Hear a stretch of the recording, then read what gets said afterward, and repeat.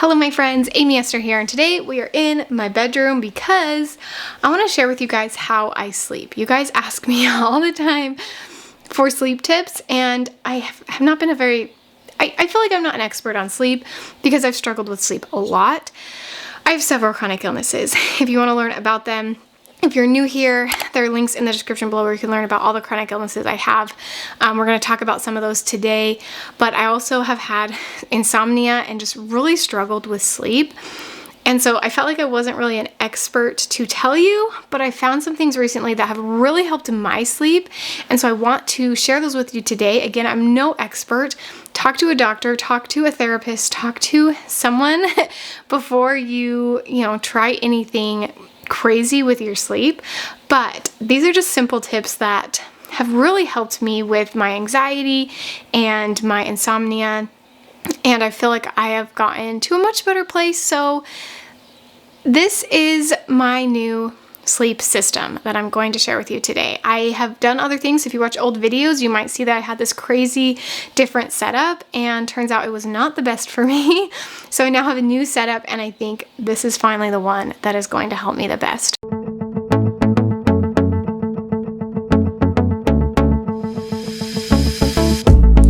So let's first talk about my sleep setup. What do I have? So I have a purple mattress.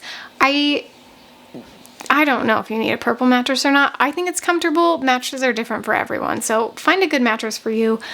We decided to get a new mattress about a year ago because we just wanted a bigger one. We had a queen, we wanted a king, and so we did that, and then we also got an adjustable bed. Now this has made the biggest difference. So I have a condition called postural orthostatic tachycardia syndrome, and it means that my blood does not circulate well. So I find that when I sleep with my feet up, I kind of sleep like this. When I sleep with my feet up and my head up, I just feel so much better in the morning. I have less pain.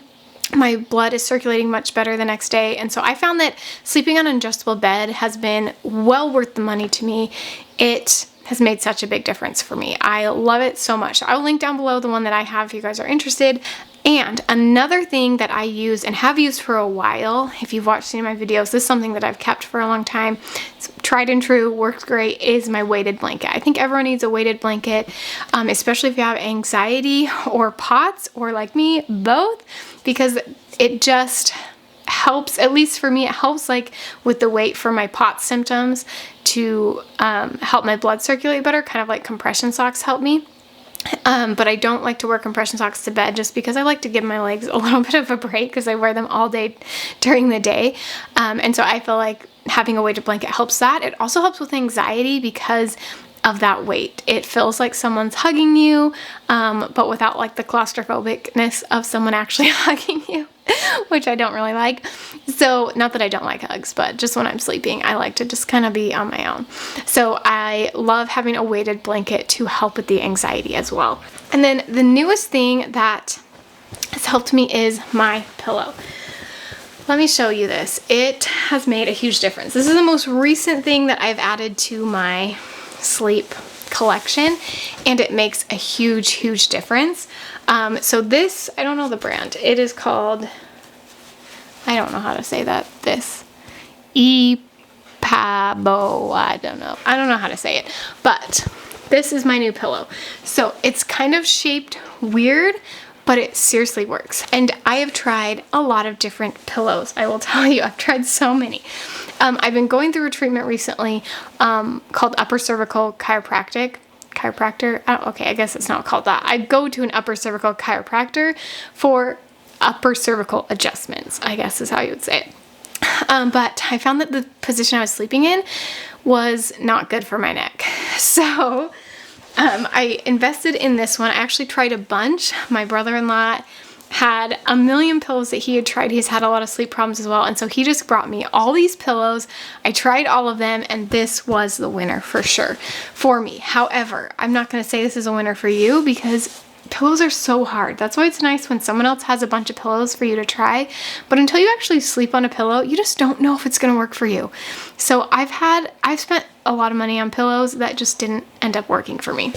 But this baby is my favorite. So it has kind of a divot in the middle, and then it has a divot kind of going this way.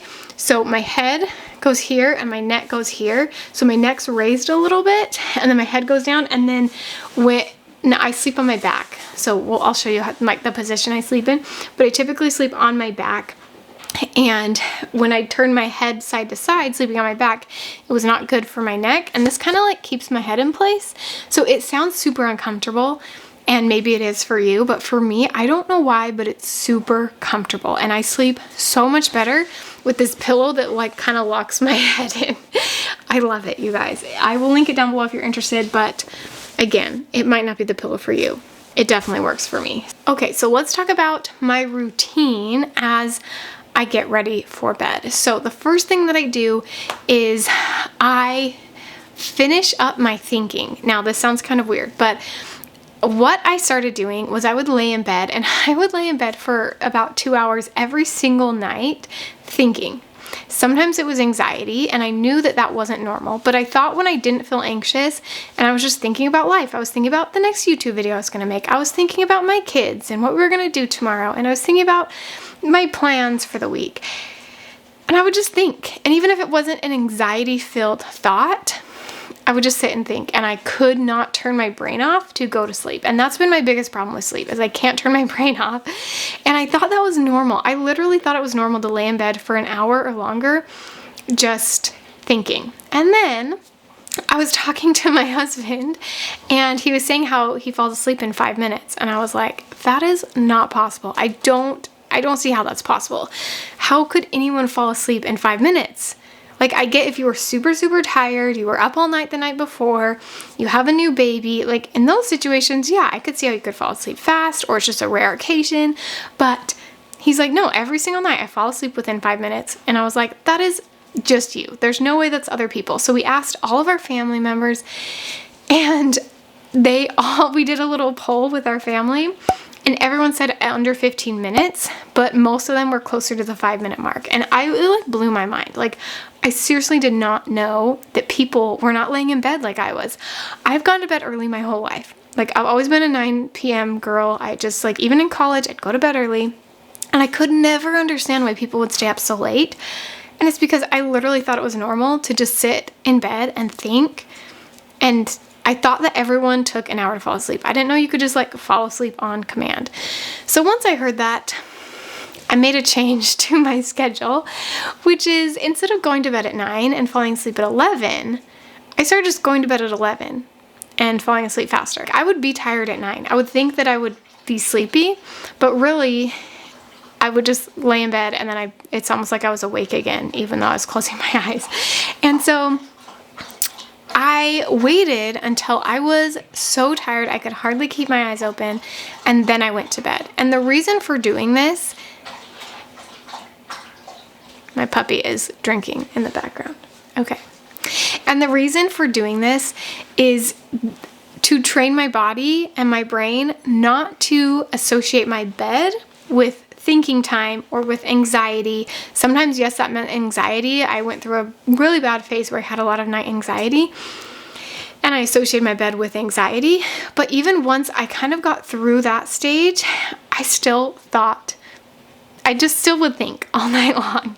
So I have been training my brain to not look at my bed as a time to think and ponder and to plan and to come up with my greatest ideas. I set that time before I go to bed. So before I even start my bedtime routine, if you will, I go upstairs on the couch and I journal, I write in my planner, I plan out, and I'm basically telling myself this is the time to think. On the couch, not in my bed, is when I have my best ideas.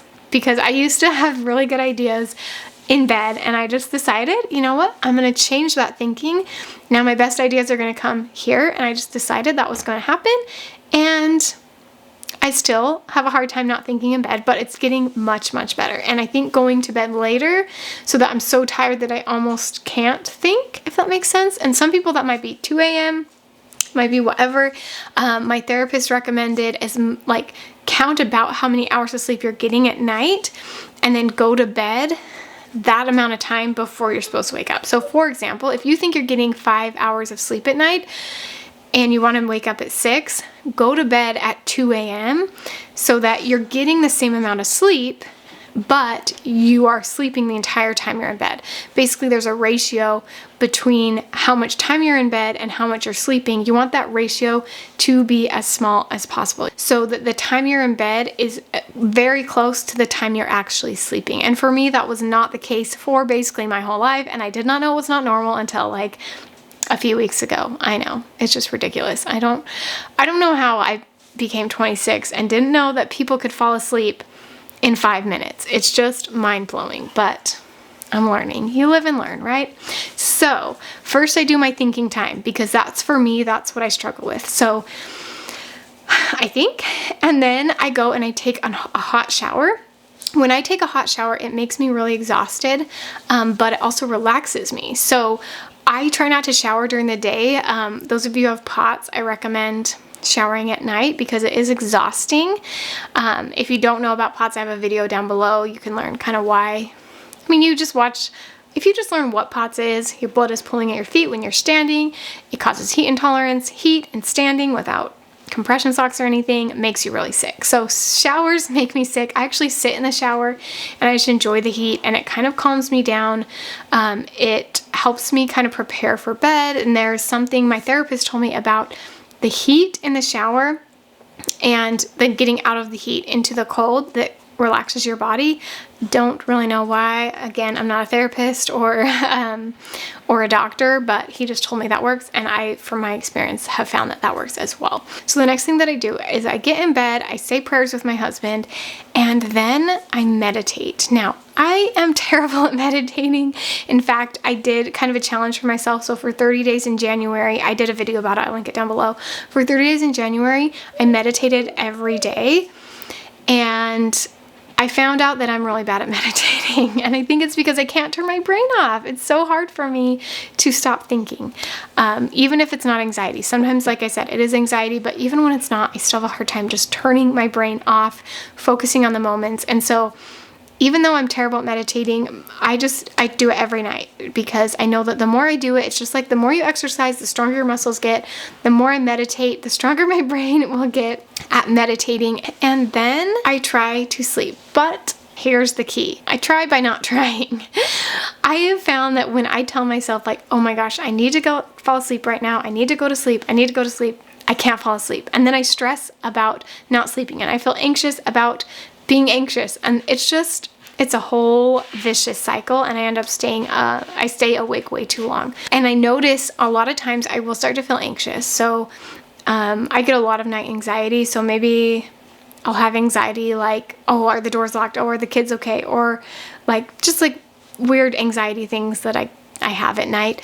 And what I do is I calm those anxieties by checking before bed. I check the things that commonly cause anxiety for me. So I check on my kids, I check on the doors, make sure all the doors are locked, and then I allow myself to feel anxious. So if I'm laying in bed and I start to feel a lot of anxiety, I just tell myself, it's okay to feel anxiety. This is just anxiety. This is not the world ending. This is not someone breaking into my house. It's just anxiety that someone will break into my house. But really though, when I just label it as anxiety and not give into it, and also not try to take it away, not try to change it, it actually helps calm me down a lot. So I have kind of a whole process that I go through how I do that, which it might not even make sense just the way I explained it.